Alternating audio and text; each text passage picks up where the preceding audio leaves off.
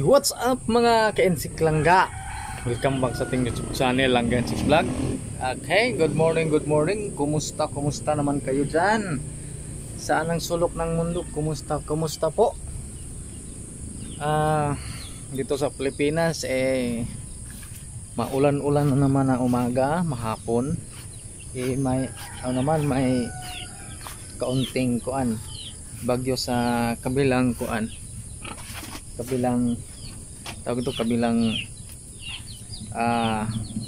syudad mga kensik, no? So ayan, ito po ang aking baboy. Ayan ito ang aking dumulaga na baboy mga kensik. Ngayon po ay ako po ay magpapakain sa kanya, pero kailangan muna natin ihuhugasan ng kanyang kulungan, no? Tawag nito madumi. Marami pong niya mga kensik, no? So before that mga kensik Langga, so meron po tayong water pump. Mga kensik. Ito po ang ating water pump. Thank you po sa nagbigay nito. Thank you po tita. Ayan, laking tulong po ang kaniyang binili para sa amin. Hindi po kami mahirapan sa pagbuhat ng tubig mga kensik, kasi malapit lang tayo sa sapa. Ayan, water pump. Thank you po ito tita. Okay, so simulan ko na po mga ka-NSIK sa ng tubig, pagpaagas. Okay, meron po tayong hose mga ka-NSIK. Yan, ito po ang kaniyang inner, no? Ito po ang maghigop. Okay, ito po ang kaniyang foot bulb. Ilagay natin sa atabay. Pero meron na po akong atabay dito sa baba. Talagang kailangan po natin i-sure, no? Kaya po natin ayusin yung hose, baka kasi mabend siya ba. Ganitong sitwasyon, pag mabend itong acting hose, ay hindi na po yan makahigop ng tubig. Aray.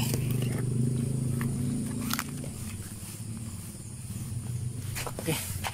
So shout out kay Auntie Juicy dyan. Ingat po kayo sa Amerika, sa California, kasi alam naman ninyo na hirap talaga dyan, no? Kay Ma'am, sino ba yun? Kay Ma'am Angie. Ayun, Ma'am Angie, shout out po sa inyo, sa lahat po ng aming subscriber, no? And ito pong balon ko mga kensik, no? Elevated ko yan mga kensik. Elevated ko yan. Yan. So hindi na po ito madumi mga kensik, kasi nakasalaan na sa mga buhangin, mga bato-bato. Tapos yung foot bulb natin, ilubog lang natin dyan. So lagyan ng bato. Tingnan niyo kailangan natin ilubog. Yan. Tapos bugyan ng bato para sa hindi pa maganda. Kuha ko muna ng bato mga kensik. Hindi sa malubog.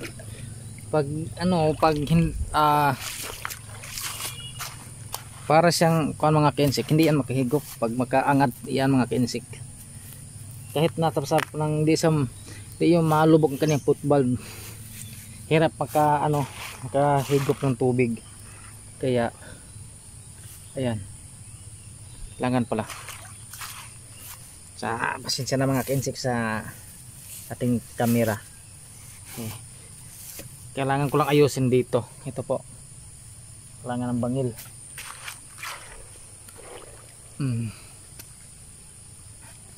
Ayan. Siya na mga kensik, nalubog na. Tingnan nyo mga kensik. Okay, so mag-start na po tayo sa paghugas sa ating dumulagang baboy. Yung baboy mga kensik is para kung anayon ba, no? Gusto ko mag-anay. gusto ko simulan yung pag-anay mga kensik, yung magkaroon ng biik, kasi na-miss ko talaga yung biik mga kensik. Siya ang layo sa 20 metros to mga kensik. Kinukuha ko kasi gati mga kensik ay dito ko muna inilagay ang aking water pump. Ayan, dito po, yan o, may lagayan siya. Kaso lang po, nung bumaha, yung mubaha, ang laki ng baha. Hanggang dito mga kensik yung baha. Natakot po ako baka maabutan siya ng baha. Kinuha ko, tinagay ko dito sa aming kulungan. Dito. Sa may haligi mga kensik. Ayan. Dito ko inilagay. Ginawan ko ng paraan para makalagay dito.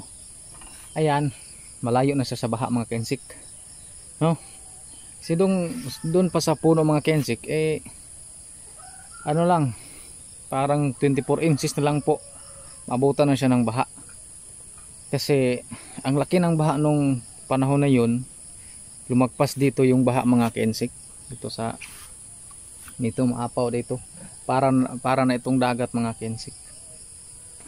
Yan po, linagay ko dyan sa may kilid ng kulungan mga kensik. Yan, okay na. So testingan natin. Itong aking water pump mga kensik is hindi na po ito kailangan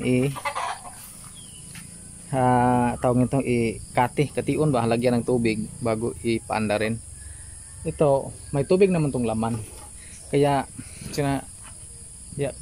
pinataas ko itong aking outer para pag bunuton ko pa saka yung foot valve, hindi po umaagas dito. Kasi pag umaagas dito, wala nitong pundo, wala nang laman tubig, kailangan na po nating magkate pag magpaandar po tayo mga kensik. Ayan, ilagay ko muna dito. Yan, tapos i-choke natin, i-choke.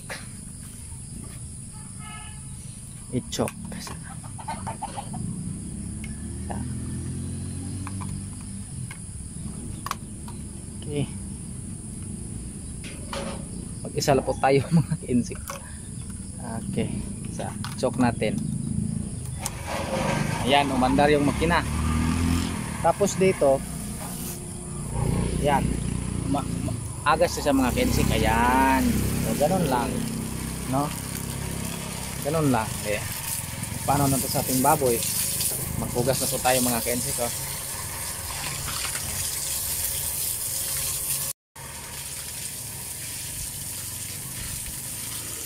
Yan, hugas. Itong aking baboy mga kensik is 5 months old naman siguro yan. So kailangan na po siyang pag mag-hit na yan, pwede na siya natin pa barakuhan mga kensik, no? Sabi nila may pamahain dito, pamahain matawag doon, kailangan po mga kensik tatlong pang-igatlong hit ng ating baboy, pwede natin pa barakuhan. Kasi pag isa, dalawa, dalawa, hindi po pwede. Kasi madali lang daw yung magminupos, sabi nila ba, yung tao pa. Hindi na po siya manganak, hindi na po siya mag-hit mga kensik. Kaya excuse me, kailangan ko pong sundin yung mga ano nila, kasi nauna naman sila sa atin yung sa pag-alaga ng dumalaga, no? Yan po. Ano lang to mga kensik, yung aking baboy is 13 yung suso nito, pero buhay lahat mga kensik, buhay. Kaya nagandahan ako, kaya binili po namin, no? Okay, para maganda naman siya, kasi yung kanyang lahi is Pitrin mga kensik, Pitrin po. para pitrin siya ang promix ang kaniyang pagka-pitrin mix. Ay, go hoy.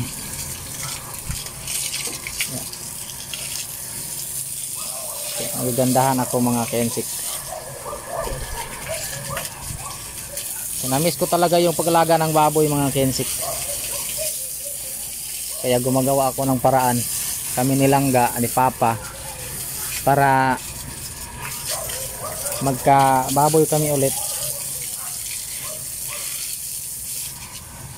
Naalala niyo mga kensik nung una kong pag-alaga ng baboy, yung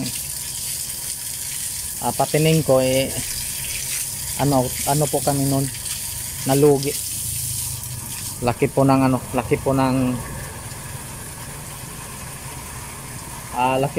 mga lugi namin doon. Sayang siya.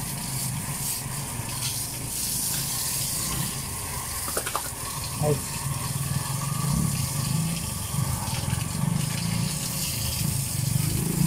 maganda naman sa mga kensik.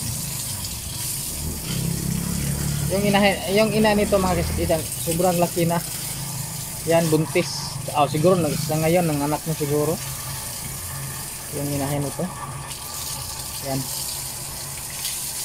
Parang pwede siyang barakuhan pag maglalandi sa uli. Naglandi naman ito mga kensik. Pero hindi muna namin pinabarakuhan. Kasi sumunod po kami sa mga nila, pamahiin nila. Kaya kung iba naman ay wala namang sinusunod, wala, diretso. Kaya dito po ako mag-aapoy, magpausok sa kanya kasi ang dami ng lamok dito sa para naman siyang lamok mga kensik. Kaya nalagaan ko tong mabuti ang aking inahin para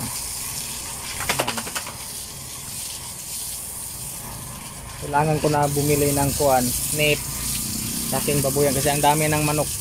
Sabi nila pag may manok ay talagang yung kaniyang ipot ng manok makakuan daw ng baboy, makasakit daw ng baboy. Kaya ano po namin, nalagaan ng mabuti. Ayun, magkuha muna ako sa aking sa kaniyang pagkain mga kensik. Yung pagkain ko nito is tawag nito Promix. Hindi po ako nagpo-promote ha, sinabi ko lang. So ayun mga kensik, pagkatapos kong maghugas, ilagay ko muna dito para pag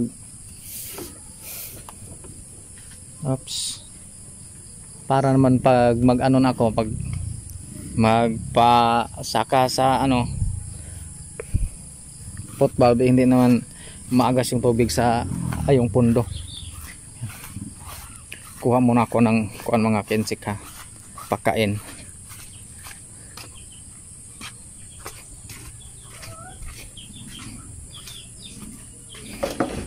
Yan, ito pong pagkain ko.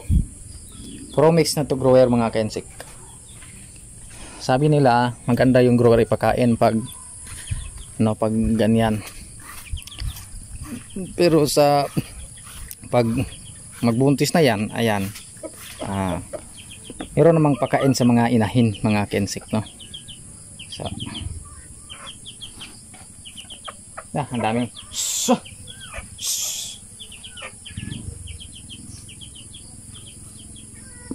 hirapan ako.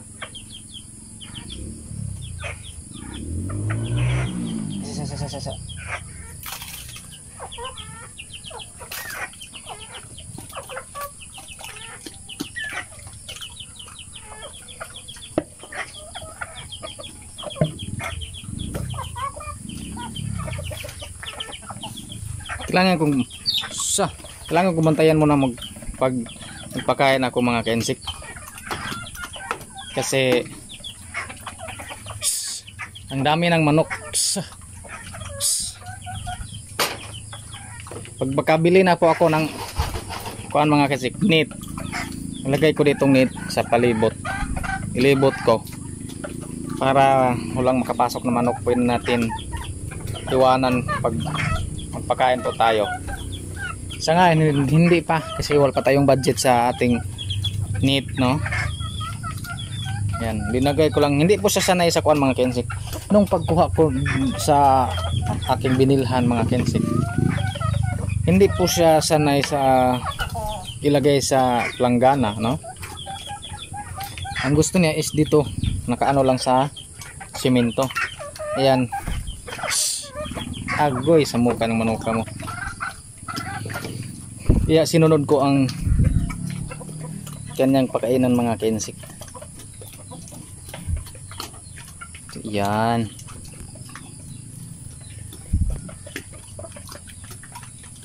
Ang nagandahan lang itong baboy na itong mga kensik, puro buyag, gana siyang kumain, ha?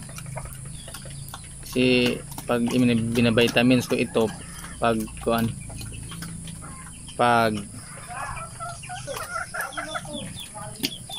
ang lakas nilang kumain mga kensik. Nga nagandahan ko. Binasa yung kanyang, kaya hindi po sasanay sa katong ugalang ba, pero paganda naman yung binasa, no?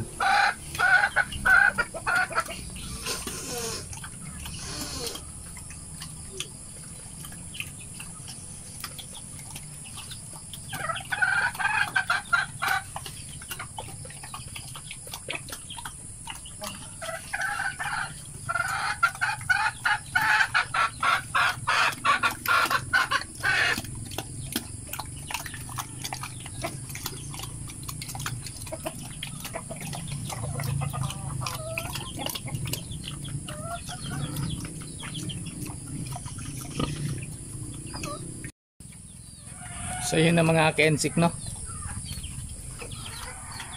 Okay.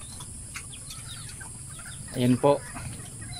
So hanggang dito na lang po ang ating vlog kasi meron pa akong gagawin na, kasi wala naman ninyo na tabo di ngayon sa amin. Magmamasada naman ako pag ganitong araw mga kensik, pagtabo ito sa amin. Kanang daginot ba, no? So ayan. So thank you for watching mga kensik, and see you next vlog mga kensik kalangga. Don't forget to subscribe my YouTube channel, ha. Sa mga baguhan dyan. Yan si Langga at si Father. Gwapo kay Father, oh. Dengas. Murag si Marcos kita naman. Dengas dekotak. Kan si Langga. Sinsipon si Langga. Lagnat. Sumakit ang ngipin na naman. Yan. Kinsay mo i-shout out pa. Okay, shout out si Mang Uyab. Dala kasi makabalik na. Basig nagtanaw. Ikaw Langga, shout out mo Langga. Wala Okay, shout out. Sakit ang ulo ko. Masakit ang ulo, sinisip ko, niloobo. Wala na. Expire na kita ni. Yun lang. So ayan na mga kensik, no? So next vlog na lang mga kensik Kalangga, at ingat-ingat po tayong lahat. Bye bye.